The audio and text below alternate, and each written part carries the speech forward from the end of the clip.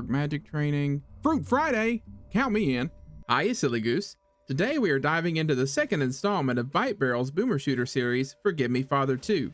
This Lovecraftian boomer shooter will have you dodging bullets and tentacles like you were Neo in Pre-Specimens. Right out of the gate, I want to say that the original soundtrack in Forgive Me Father 2 caused things to happen to me that are still a mystery. Oh, this music makes my nipples hurt.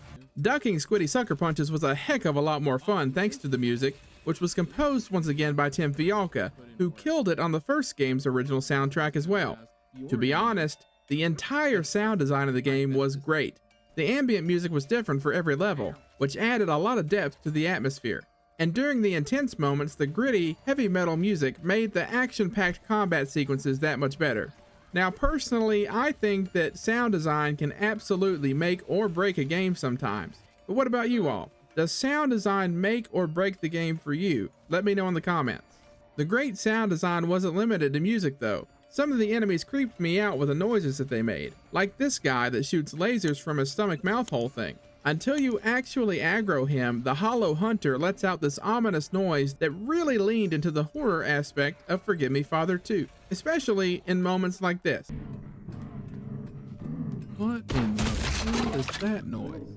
You also had the massive mechanical clunking sounds of the abomination as it lumbers around waiting for the chance to unleash its Gatling gun projectiles in your general direction. And you'll know it's about to fire too because you will hear that Gatling gun spin up, a sound that says get the heck out of the way or go back to the checkpoint. Every enemy in Forgive Me Father 2 had different sound designs that allowed me to distinguish what was around me before I even saw them. Many of the enemies also had unique mechanics that set them apart from others in the game. The head reloading zombies made a return appearance, making me headshot them not once, but twice. Jerks. However, a new contender for coolest mechanic has entered the ring, as the Phantom came bouncing its way into the hearts and minds of all masochists everywhere, sporting the ability to phase out of existence, rendering all damage null except for a few crucial moments. The Phantom created quite the challenge for me, stopping only for a second to let fly a purple bomb of splody goodness that Ubered me all the way back to the checkpoint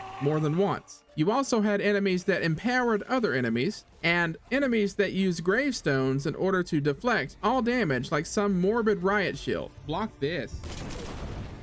There was also an enemy called the Slide Stalker that was really quite simple in design and very easy to avoid, but let him get close to you and touch you and you can kiss your health goodbye, which is exactly how I would describe Kenneth Copeland. Harmless from a distance, but let him get too close to you and he'll drain you of all life and financial stability. I think that it's a great thing that many of the enemies have these mechanics that make them more memorable. Feel free to let me know in the comments if there are any enemy mechanics from any other games that are very memorable to you. Of course, any of the enemies in Forgive Me Father 2 can be turned into dice calamari with the slew of weapons that are available for priests to use. As you journey through the campaign, you will unlock 6 different weapons that you can use to take the fight to Cthulhu's entourage. Now, you may be saying, Rev, 6 isn't a lot, which I'd argue that 6 is a lot and 5 is commendable. But as for the weapons, there's no need to worry because each of the weapons has 3 different variants that you can unlock. The melee weapon that I rocked for most of the playthrough was the decrepit looking hand of Nasty Lenny. Nasty Lenny was my best friend and saved me many times, especially against those slide stalkers that I mentioned earlier. The main appeal of this gnarly looking melee weapon was the damage over time effect that it imposed upon the enemies. To make it even better, if the damage over time effect delivers the final blow, the unfortunate sap being affected becomes an immediate danger to his squid mates via spontaneous explosion. Plus, who doesn't want to run around and pimp slap bad guys with Kenneth Copeland's right hand? What? 2 Copeland jokes? Rev, you silly goose. The other weapon that I was quite fond of, in a platonic way, was the caliber shotgun. This monster of a shotgun must have made a habit of moonlighting as a marksman rifle because the range and the damage on this gun were incredible. It also had one of the punchiest weapon sounds in the game. Every shot from this shotgun sounded like it left the barrel with mind-boggling amounts of power and an extreme amount of prejudice. Golly. However, I will say that for some reason, Byte Barrel made the decision to make it to where you had to micromanage your ammo as you play through each level. Ammo drops were a rare sight, and even then, the ammo drops that you did find felt as though they never gave you enough ammo. And let me tell you, some of these weapon variants can inhale ammo at surprising speeds. To equip the many different weapon variants, you had to visit the shops in the asylum. This is also where you could buy your perks as well. Byte Barrel took a much different approach this time around, doing away with the upgrade tree of the original Forgive Me Father, alongside the powers that you could unlock throughout gameplay. Instead, you could unlock fun new perks to change up your gameplay experience, like giving yourself the ability to reduce incoming damage, or my favorite, a life steal ability that when paired with the Anemone assault rifle was pretty effective at fully rehealing your character mid-fight. I do have one more complaint, and this time it has to do with the other store where you buy the weapon variants. And I say weapon variants because sometimes they are far from a weapon upgrade. This weapon is booty cheeks. I can't tell you how many times I was disappointed after spending my weapon tokens, which only spawn in a very limited number on the map, to find out that the variant that I just bought was underwhelming at best. To make a long story short, the box isn't worth it, and the flamethrower is lackluster. It wasn't all bad though. Some of the variants were definitely upgrades in my opinion. The rocket launcher was fantastic and saw an enormous amount of use throughout my playthrough. It was incredibly strong against the hordes of enemies and the bosses that you would encounter later in the story.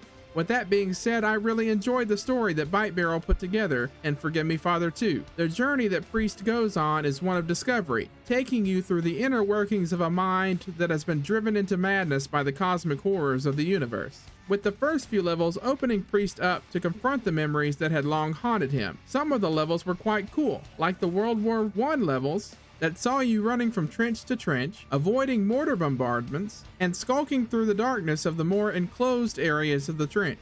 Then there was a random Egypt level that, well, consisted of finding and pulling 23 different levers. I don't know how y'all feel about Egypt levels, but this one felt really out of place if I'm being honest. It was definitely my least favorite level. 22 more to go? Oh no. And continuing on about levels, the boss levels, in my opinion, were very well made. And I appreciate that Byte Barrel linked the main bosses with the different memories that Priest had to confront. One boss fight in particular had a really cool level. It was the Path to Enlightenment boss. That level in particular gave me Tron vibes. I will say that this is one of the more difficult bosses, though to be fair, everything about Forgive Me Father 2 seemed like the devs said, hey, turn up the difficulty meter to 1000 and throw enemy balance out the window, but I digress. Overall, Forgive Me Father 2 is a solid addition to the franchise and definitely worth a playthrough. You can find it on Steam for $24.99. If you liked the video, consider hitting the like button, and if you didn't, feel free to hit that dislike button. And if you want to see more reviews like this, hit that subscribe button. Oh, and I almost forgot, keep the Rev Plays Games Discord invite in the description and come join in on the Silly Goose shenanigans. As always, remember that you are loved, and until next time, see ya, Silly Gooses. Bye!